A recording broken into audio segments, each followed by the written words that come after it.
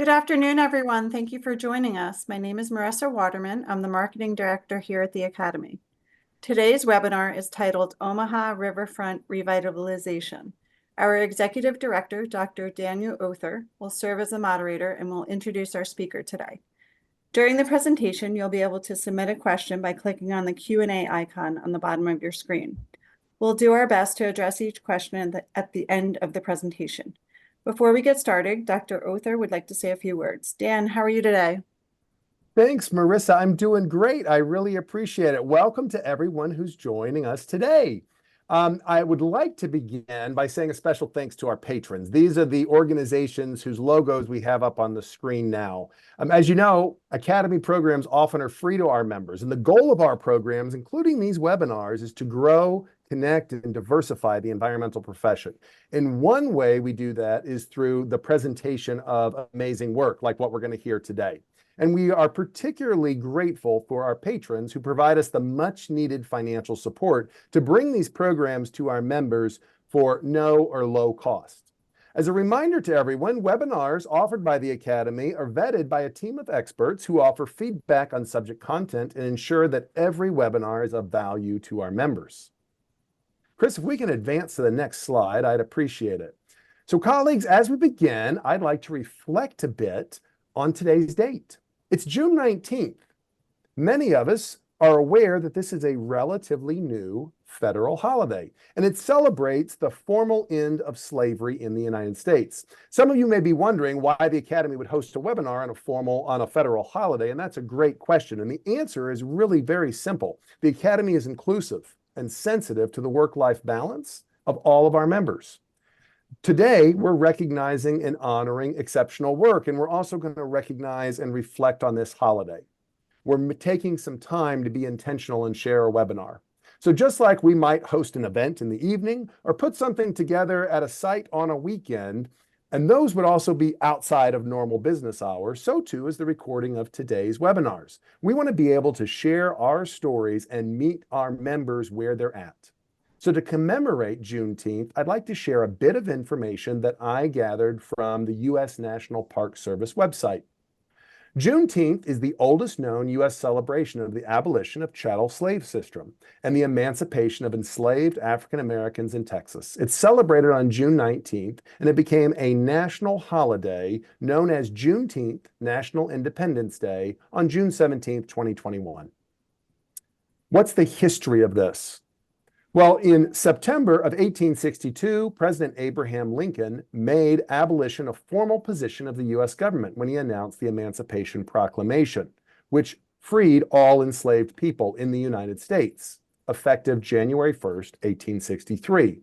But of course, that proclamation was not enforceable until the end of the Civil War. And on June 19, 1865, U.S. Brigadier General Gordon Granger and his troops landed in Galveston, Texas. He confirmed the news that the Civil War had ended, and he shared the news of the Emancipation Proclamation. Prior to Granger's arrival, the U.S. military presence in Texas was too weak to enforce the Emancipation Proclamation. And so it was only after the time that General Lee surrendered in Virginia that Union forces were strong enough to actually enforce the Emancipation Proclamation across the country.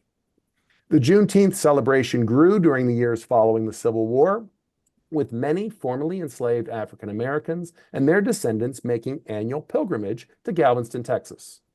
Although the ratification of the 13th Amendment of the U.S. Constitution in December 1865 abolished slavery in all areas of the nations, Juneteenth captures the jubilation of the end of slavery in the South.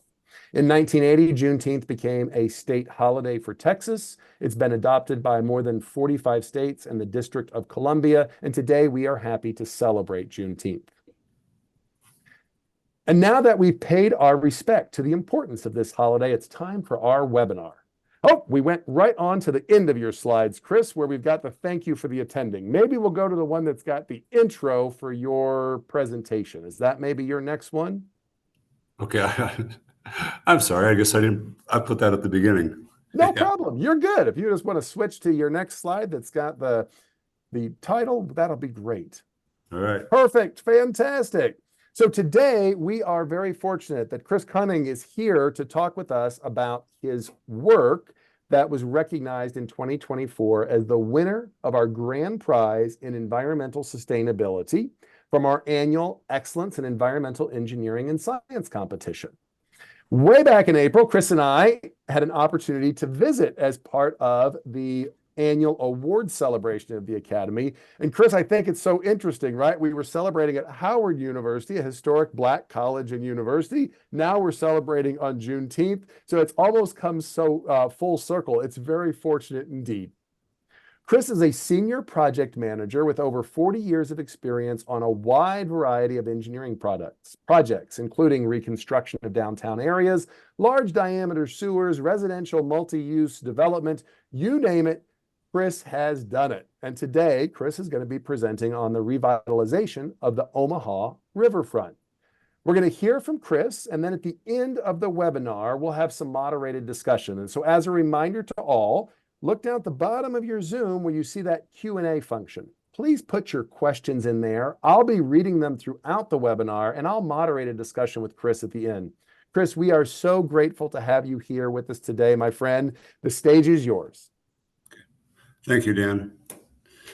So again, today we're going to talk about the Omaha RiverFront Revitalization Project. And what I really want to emphasize on this presentation is the importance of engineering. This was an incredible project for the Omaha downtown area, but the success of the project rested entirely on the shoulders of engineers that were able to make this happen. So a little bit of background is that there was 3 parks, and they're on the screen. You can't really see them, but the one that's kind of off to the, I'm not sure if my cursor, but that's Gene Leahy Mall. And you had Heartland of America Park, and you had Lewis and Clark Landing. These 3 parks were built. Gene Leahy Mall was redone back in the 1970s, where they demolished a whole bunch of buildings, built a sunken garden, and thought that people would really love that because it could be out away from their office area. Heartland America Park was rebuilt back in the 1980s, and Lewis Clark Landing in the 2000s. They didn't go very well, and they were underused, and I'll get more into that later. So what the project itself was, there was the business community leaders. One of them was a former CEO of Kiewit Corporation, a construction firm, and then also Valmont Industry, a retired CEO. They kind of led the charge and worked to, they came up with an idea with the mayor and said, hey, we want to really do something, really want to make something happen in the downtown area. She signed on, and it took off. And the big part of this is that it happened through, it was a community effort and also very philanthropic. And so there was over $400 million philanthropic dollars that were raised in a very short period of time for this project. And so the city put in $50 million, but the majority of it was done by the community itself. So 5 guiding principles, and these were established very early on. And the one that I kind of like, I always gravitate to is number 3, was create an implementable, sustainable, and maintainable plan. And because Riverfront had been, the parks have been looked at by a number of studies over the years, and none of them were really solid, and they weren't going anywhere. And so what they wanted was something that could be implemented and built. And it also had to be sustainable, not only during design, but during construction. And I'll talk about that a little bit later. But then also maintainable. They wanted to make something that was resilient, that would, because it was going to see a lot of traffic, a lot of people. And they want to make something that was built sturdy enough that it would not have to be rebuilt every 5-10 years. And the other one is it become a regional destination, and it has achieved that. The park succeeded beyond our wildest dreams. And just I was talking with the lady that runs the park, Katie Bassett, and she was telling me how we have a College World Series going on in Omaha right now, and the visitors to Omaha just love it. And like the Florida baseball team, pitching team, they were out there practicing in the lawn area, just really enjoying it. So again, very, very successful project. So there's three parts of the team. So we have the Omaha RiverFront Trust, which is the funding and the planning lead. And again, the two leaders, Ken Stinson and Mullins By, they stayed and they raised the money. And so they raised over $250 million for this project in the space of about a month. And then they raised the rest of it as they needed to. But they also stayed very engaged. And Ken, again, was with Kiewit, so he knew construction and knew how to get things done. The city of Omaha, they own all three parks and will continue to own them, providing funding, but they also then provide fund assistance, and they're responsible for all the permitting. MECA, which is the Metropolitan Entertainment and Convention Authority, they actually run the convention center down in downtown Omaha, and also Charles Schwab Field, where the College World Series is being played. And so they took over this, and they actually have a 50-year agreement with the city for operating these parks. Now, the bigger part of this is also they're responsible for the programming, to make sure that things are very active all the time. They always have a lot of different programs going on. HDR was the lead firm because it was a very complicated project. OJB was the lead planning firm, lead architecture. And then we had also various other firms involved as well. And then Kiewit Infrastructure was the construction manager for the project. So from the engineering side, there was several challenges. Omaha was built, established back in 1850. And there was a lot of work that had been done down in that area. And of course, they started on the riverbank with that was a kickoff point for the Union Pacific Railroad. And so there was a lot of infrastructure buried down there that no one had any idea that we had to work around. And also a lot of it is really old that some of it we wanted to maintain. We had a lot of traffic that we had to address because we closed roads. We had for Heartland America Park, we brought in over 250,000 cubic yards of material, which is an incredible number of trucks, and routing all those trucks through downtown Omaha and keeping people happy. That was a challenge. Lewis and Clark Landing and Heartland America Park are both brownfield sites. Lewis, and I'll get a little bit later. And then we also had to get permits for Union Pacific Railroad, being the SF Railroad, both right there, and also a lot of work with the Corps of Engineers. Some more other things we had is some of their ideas were to actually build improvements within the floodway itself, riverward of flood wall. Everybody thought that was not doable, but we were able to show that it could be done. We had extremely compressible soils as always river bottom. And so like with Heartland America Park, where we added 35 feet of fill on soft soil, it tends to compress and to expand, so push out sideways. And there was a lot of things that we had a 151 kV line, a buried electrical line that if it would have been damaged at all, it would have taken out the power to downtown Omaha. So we had a lot of challenges to get this done. We had the I-480 goes right through the site. They had Omaha as part of the combined sewer overflow that they're working to separate. Then we also had other developments going on in the area. And some of those developments were spurred by this project. And so the project was a driver for redeveloping the downtown. And finally, there was a lot of late project additions. And we kind of saw this was going to happen because once the park started under construction, people got excited about it. And so more donor money was attained. And so they were, well, we want to add a sculpture. We want to add this. We want to add that. And we were already under construction. And that made for some extreme challenges for the design firm and the contractors. So some of the non-typical engineering challenges, we had a lot of trees and vegetation. Now, and some of the things I didn't as a civil engineer, I hadn't thought about, but a lot of these very large trees that they wanted to plant so they wouldn't have just a bunch of twigs out there at the start of when the park opened. And so some of these large trees required very large equipment to set them, to spade them out, to set them. And so they actually had to plant the trees first and then stage construction. So that they did the paving after the trees were planted. So Kiewit did a phenomenal job of working through the planning on construction coordination on this. Soils were a really big issue. So we had 10 soil sections. Now, the whole part of this park is active 365 days a year. And so they wanted to make sure that it held up. And so there's a lot of different soil sections, but also they wanted the trees to be able to grow and to really send those roots out, and not, because what happened to the previous parks is that the trees that they planted, they were at the end of their life because they didn't have where to grow and they couldn't get the nutrients they needed. So they kind of started dying on us. ADA was a very big issue. They wanted to make sure it was walkable, but we did have an ADA consultant review the plans.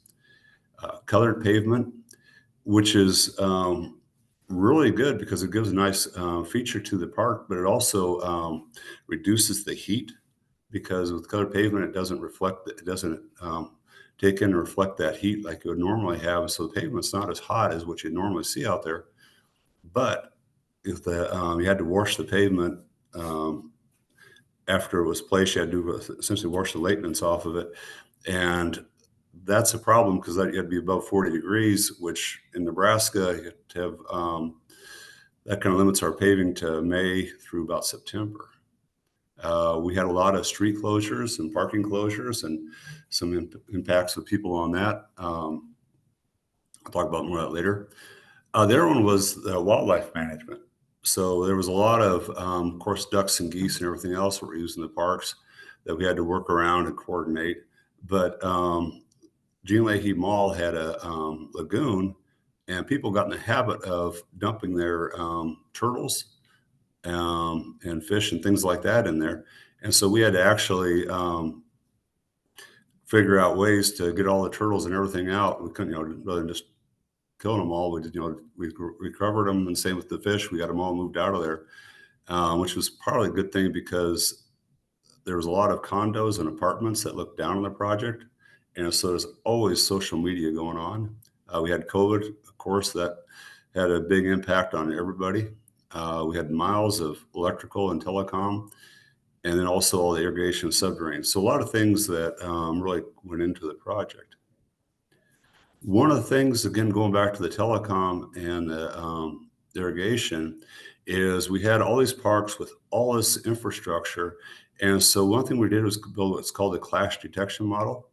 And so we took, and that's everything below grade. So we took all the construction features. So this is Lewis and Clark Landing, and the Kiewit Luminarium is up there in the pink. But we took every pipe, every sanitary sewer, water main, electrical duct, every foundation, pile, everything, and we put that into the model. And what this model allowed is that then you could essentially look underground, and we can make sure that we built it in the right order, and also so that we would not be hitting the utilities later on. Because there are some future improvements in the project, that's a given. So this was a really powerful tool for the owner. But this is underneath the Kiewit Luminarium. And so as you can see, is there's actually 207 micropiles underneath the luminarium. And so each one of those piles is modeled, and so they know exactly where everything's at. So sustainability was a very big thing at the very beginning of the project. And so they actually wrote into our engineering agreement that we had to meet certain sustainability requirements. And I recommend that because, and going forward, at the time, I wasn't that crazy about it, but now I see how it all worked out. They were very intentional about being sustainable. So they wanted to reuse the existing park features to the extent possible. And so we also, so a lot of the existing park features like the limestone blocks and things like that, that weren't being used, those were repurposed and used at other parks. And even all the trees, we had took down a lot of existing trees. So those were all mulched and used for mulch from the park. But everything that we even the bridge, there was some pedestrian bridges. We moved those to different parks. So we did everything we could to use what it was there, but then also to work to minimize construction waste. And so we were very cognizant about how we designed. But the other part is locally sourced construction materials. Using local materials, number one, a lot of times it's cheaper, but also then you don't have the freight cost and also the impacts of additional trucking. And then making sure resilience. And that's one thing that I was talking with Katie this morning, is that that park has seen a lot of people out there and a lot of activity. It has for the last 2 years, but it's shown to be extremely resilient. And so they're very, very pleased but how tough the park is. And then also looking at operation cost. We planted a lot of native grasses, used native plants that are native to the area. And then also we're careful about the irrigation system. So we don't just have sprinklers going everywhere. Use LED lights, but also then make sure that we're very conscious of the dark sky impacts. And so that was, again, a lot of different things went in there to make this park as sustainable as possible. And then that did lead into, we did receive an Envision Platinum rating. So for some of you are familiar with LEED, which is the sustainability for buildings. Well, Envision is for infrastructure projects. And so that one, we won the platinum, which is the highest level rating. It was the first Envision project submitted for the state of Nebraska. But the project also, the Envision program also looks at the environment, but also societal impacts. And what we looked at was, making sure that this park was, number one, it's free to everybody, but also we wanted to be welcoming to everybody, no matter race, social status, or whatever. We wanted everybody to be feel welcome there, and also make sure that everybody had input as the project was developed. And so this is a picture of the park. We have a playground, Lewis Clark Landing, and again, you can see that it is handicap accessible and very, very well used. So again, sustainability was very key to this project. So public involvement was also started at the very beginning of the project. So when this was started back in 2016, and we want to make sure we want the people to be involved in this project, not just design the project and boom, put it out there and say, here it is. We want the public to be involved and engaged in it. And so we had several meetings where we did a lot of presentations. We also had a lot of open houses so that people could come in, and it was very, very well received. And so they actually, we had our designers, our landscape architects, they had ideas of what they wanted to put in there. And then those got put out and people got to vote on that.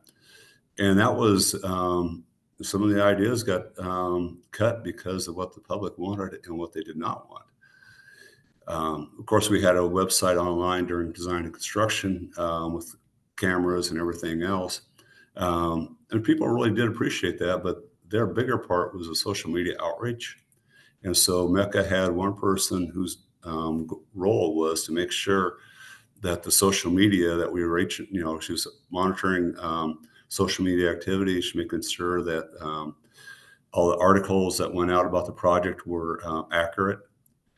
And then, also we were with that website, we were able to be out front, and with the social media, we were out front of, okay, we're going to close this street. We're going to close 4 blocks of parking for construction.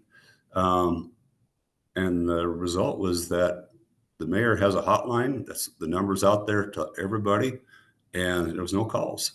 People were very, they understood when it was going to happen, and so there wasn't any big with the press releases, and so there wasn't any big surprises. and people were able to adapt. We had a lot of, like I said, we closed streets for extended, for a year, a couple of years at a time. We took out, I can't remember how many parking stalls, but nobody got upset. The other part is then when the park was opened, and she'll talk a little bit about, was the public has embraced it, and it is there. They see it as their park and not just something. Okay, hey, we can trash it. So here's one of the open house, and a picture from that. You can see. The one thing I did point out is that you can see a lot of people listening and talking to each other, but the mayor was very active in this project, and she's in that red dress. But she wanted to make sure that she was there and actually could hear what people were saying about the project and what was being planned and proposed. So again, public involvement was very key to this project. So then I'll get down to some of the specifics. This is an aerial of Gene Leahy Mall. Essentially, it went from 8th Street to 14th Street, so 6 blocks long, 1 block wide. And this was, they built a sunken lagoon. Again, the idea being that people come out of their office buildings, walk down the lagoon during lunch, and be able to get a respite. Unfortunately, it really didn't take off. It was a nice lagoon, nice thought. This was back in the 70s, but the problem is that there's a lot of blind spots, and people did not feel comfortable, because when you're down along the lagoon, you're walking down on the path down there, you can't be seen from the sidewalks. And so there was, unfortunately, there was a lot of homeless camps that sprang up out there, and people just did not feel comfortable walking down there. And also, there's nowhere to gather. You could walk the park, but you could not have a concert. You could not have any kind of gathering there. It just, it was just essentially a walking area.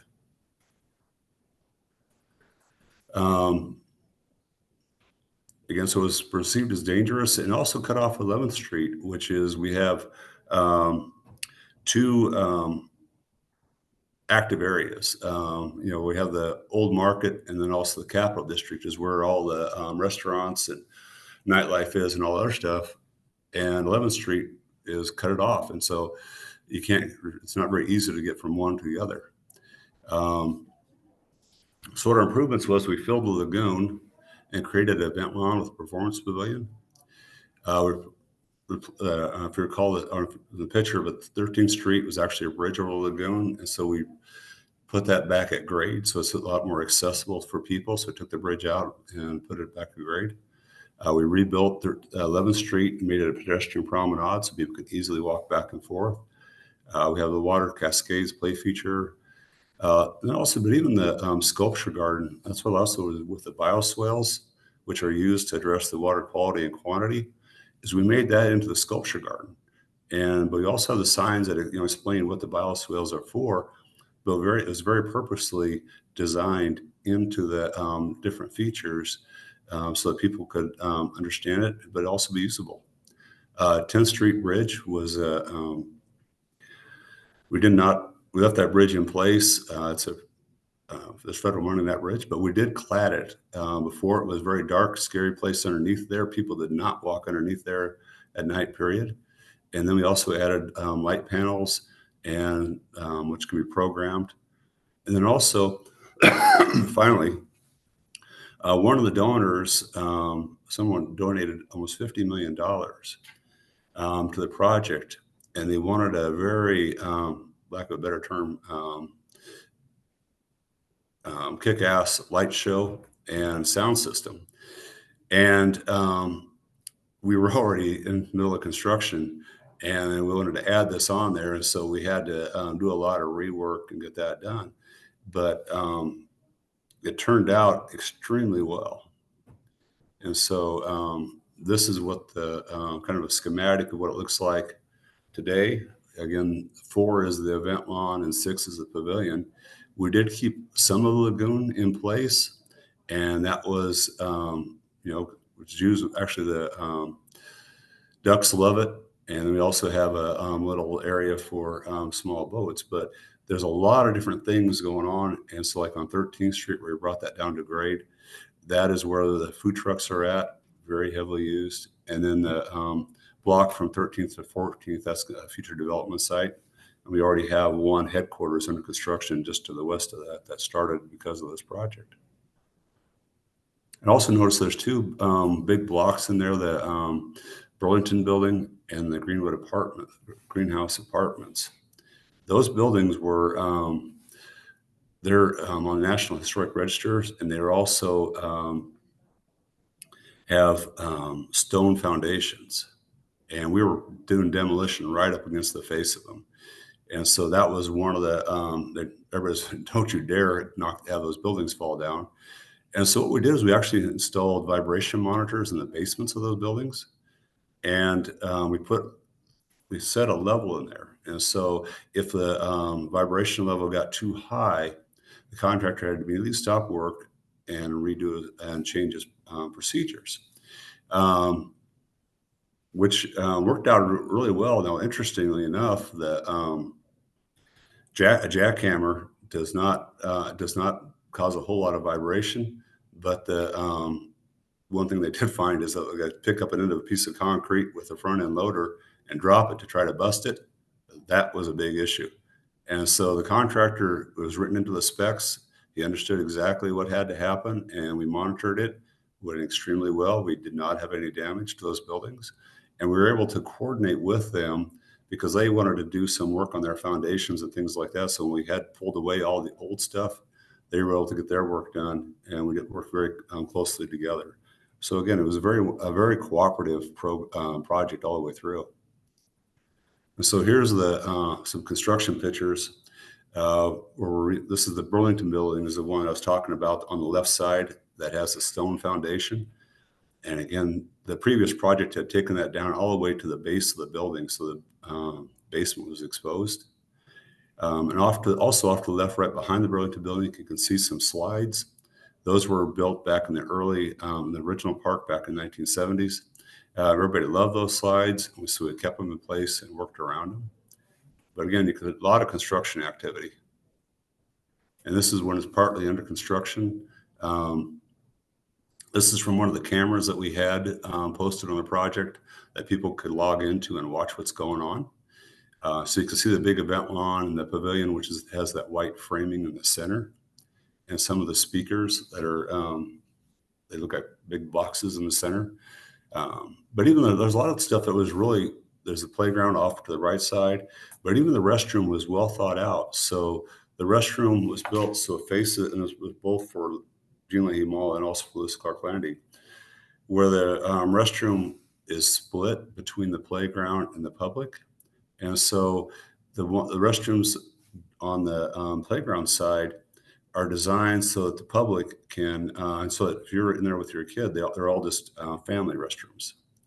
And then on the other side is where you have the general restroom. And so to get to the restrooms in the playground, you have to actually walk into the playground and walk to it. There's no cross connection. And again, we're looking at the safety of families and kids, so that they don't have to worry about somebody from outside coming in and running into the restrooms and doing things that they shouldn't be doing. So and there's also a lot of security cameras.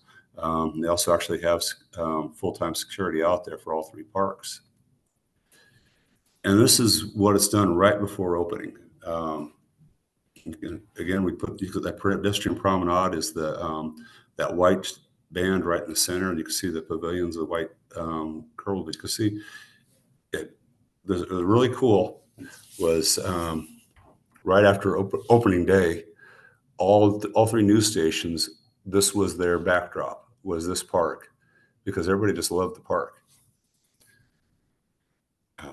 So this was opening night, and they had a free concert, and they're estimating over 10,000 people. This is before the concert even started.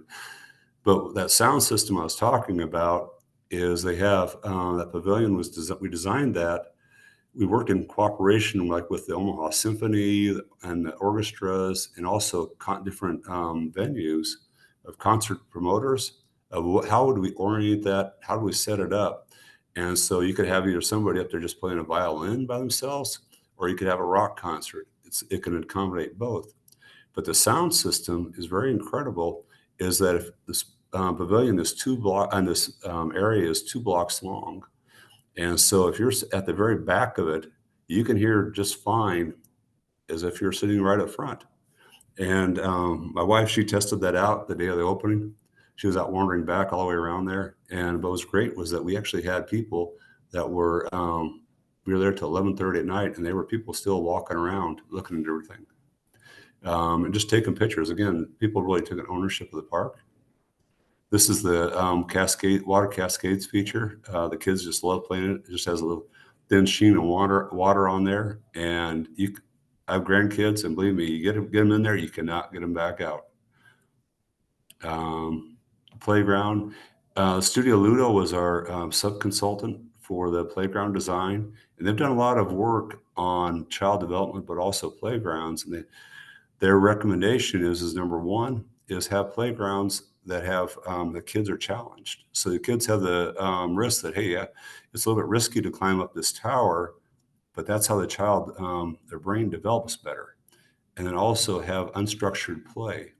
And so instead of just having kids with playing soccer and everything else, is that the kids make up their own games.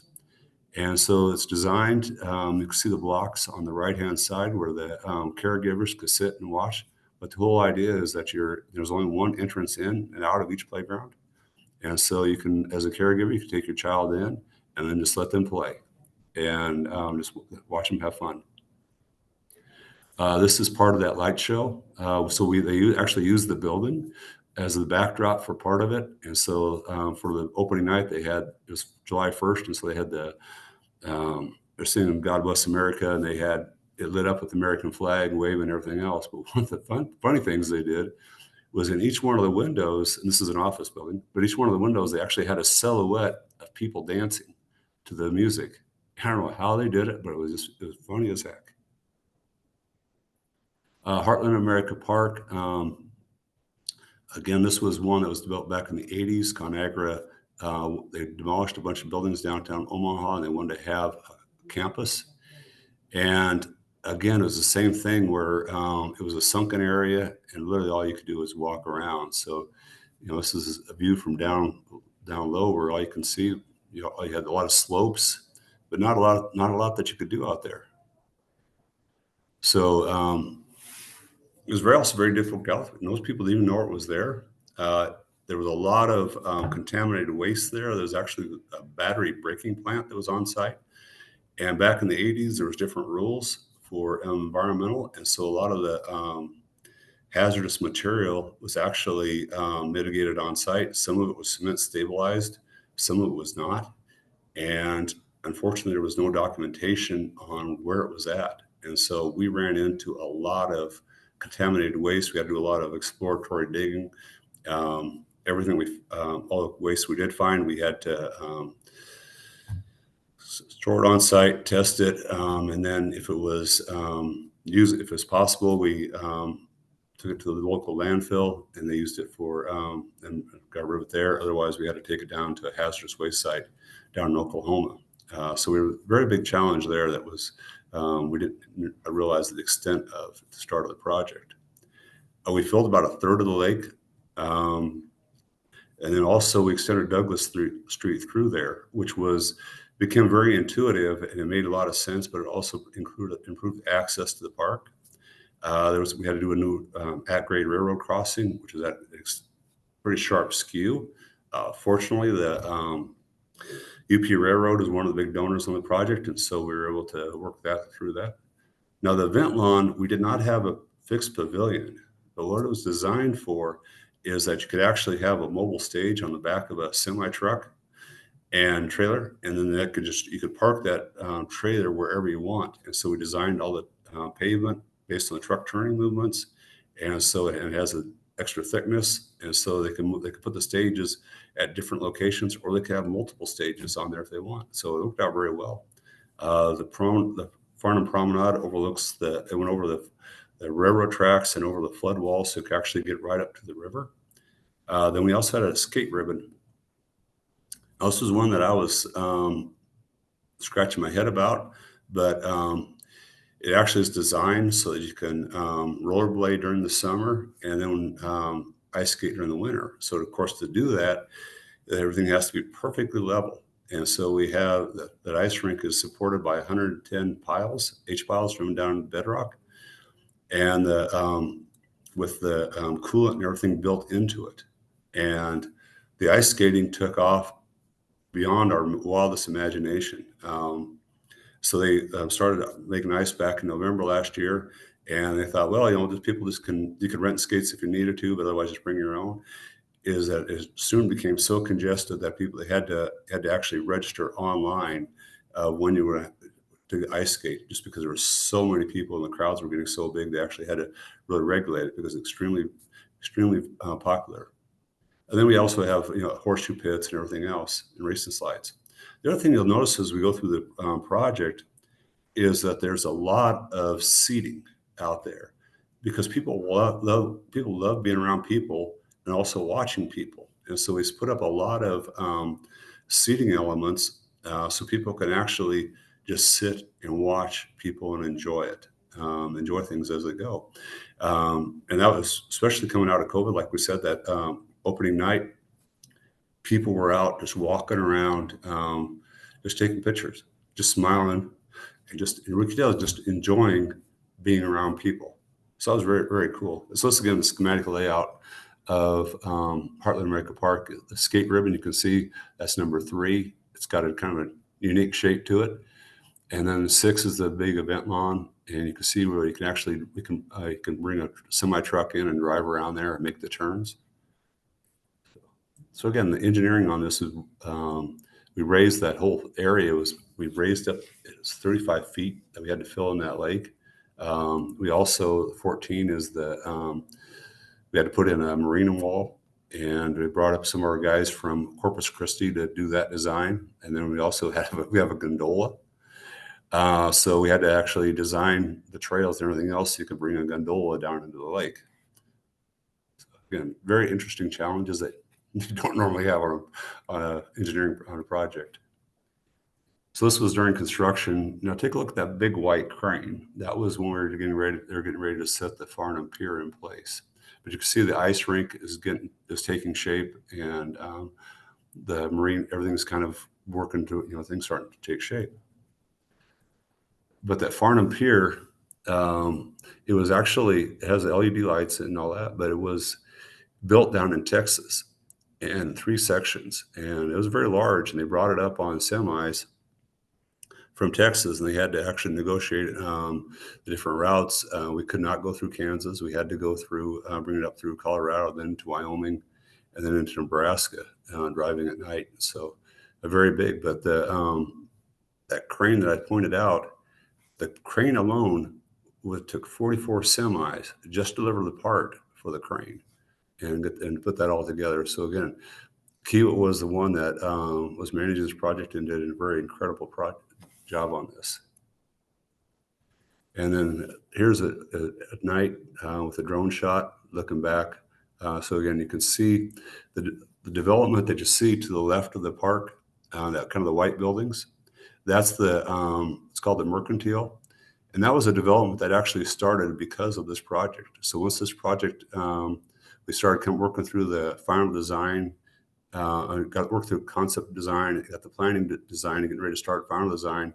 Those guys said, "Hey, they made their announcement. Hey, we're going to do a housing mixed-use development down there with a lot of housing and businesses." And so that they started in right away. So again, you can also see how Douglas Street kind of bisects through Heartland America Park and then connects to Lewis and Clark Landing off to the right. Again, a very big benefit to allowing people really easy access to the park. This is the skate ribbon at night.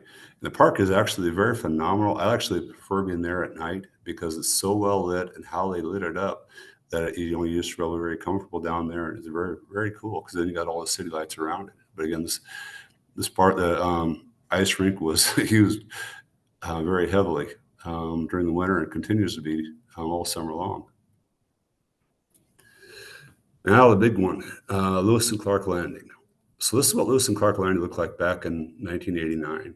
It was a lead smelting plant that was built back in, started back in founded in 1850. And it was a really big issue because had been in operation for so long down there.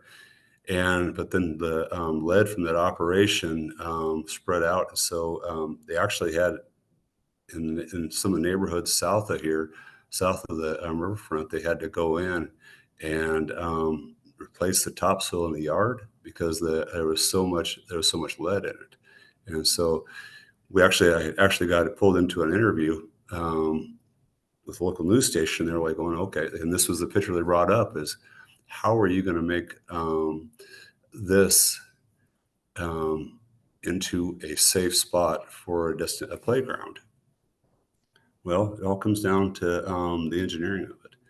So when they remediated that site back in the 1990s and early 2000s, is they demolished all the buildings and left them on site because there was no way to mitigate the site because there's so much contamination, and so they just capped it. They just demolished all the buildings, put them all into a pile on where that green area is, and then just buried everything. They covered it all with 6 feet of soil on top of a geosynthetic clay liner. And then you have the flood wall, which is that red line that kind of bisects through the blue. That's so you can't obviously can't put 6 feet of fill in front of a flood wall, and so they just cap that with concrete. And then they also put covenants on it because it was the Sarco.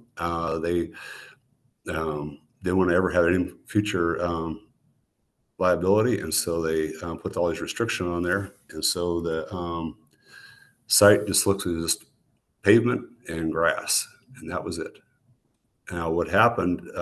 Sarco then got into another lawsuit, and they were able to walk away from this one, and the ownership transferred over to the city, so the city took responsibility for it. But again, this was the site, just a lot of lawn, some pavement, and not used very much. They used it for a few concerts, and starting, starting a marathon and things like that, but not very active. So, went through as far as our improvements, is we wanted to add in a lot of trees down there. And so we met with the local agency, the state agency, which is the Nebraska Department of Environment and Engineering. And we asked them, okay, this is what we want to do. How do we go about it? And we did that approach with the Corps and with everybody else. And so what NDE said was, okay, HDR, if you show the science that you can add trees and add this fill and add all these other things and do it in a safe environmental way that keeps the same level of protection for everybody, then we'll go along with it.